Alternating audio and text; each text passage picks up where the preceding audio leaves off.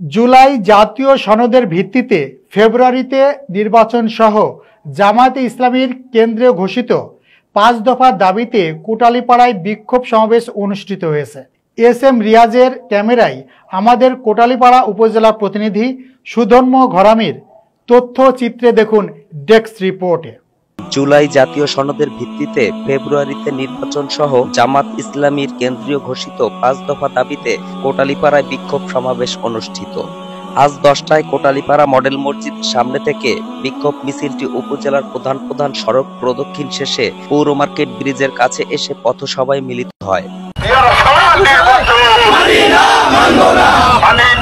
বাংলাদেশ জামায়াতে ইসলামের গোপালগঞ্জ জেলা আমির ও গোপালগঞ্জ ৩ আসনের এমপি প্রার্থী অধ্যাপক মাওলানা রেজাউল করিম প্রধান অতিথি হিসেবে উপস্থিত থেকে বিক্ষোভ সমাবেশে নেতৃত্ব দেন।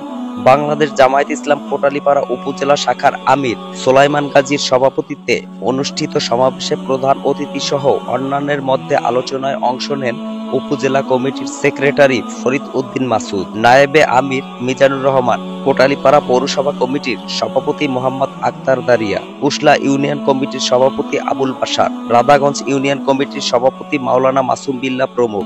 আলোচনায় প্রধান অতিথি সহ সকল বক্তাই পিআর পদ্ধতি ছাড়া আগামী নির্বাচন হতে দেয়া হবে না মর্মে হুঁশিয়ারি উচ্চারণ করেছেন।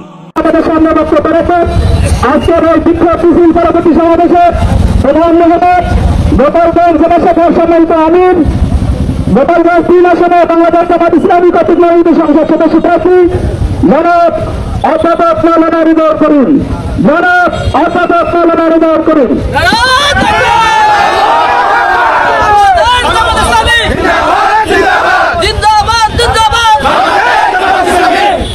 আপনারা জানেন বাংলাদেশ জামাত ইসলামী কেন্দ্রীয় ঘোষিত কর্মসূচির আলোকে আজকে সারা বাংলাদেশের প্রত্যেকটা উপজেলায় বাংলাদেশ জামাত ইসলামীর পিআর পদ্ধতি সহ ৫ দফা দাবির আলোকে বিক্ষোভ মিছিল অনুষ্ঠিত হচ্ছে।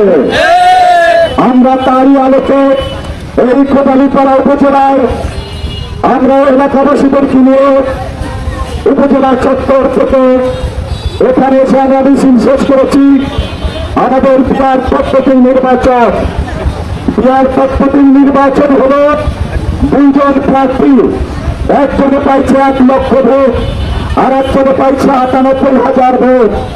যে ১ লক্ষ ভোট পায় সে নির্বাচিত হয়ে যায়, ৯৮,০০০ ভোট পাওয়া তার একটা ভোটও কোনো কাজে লাগে না।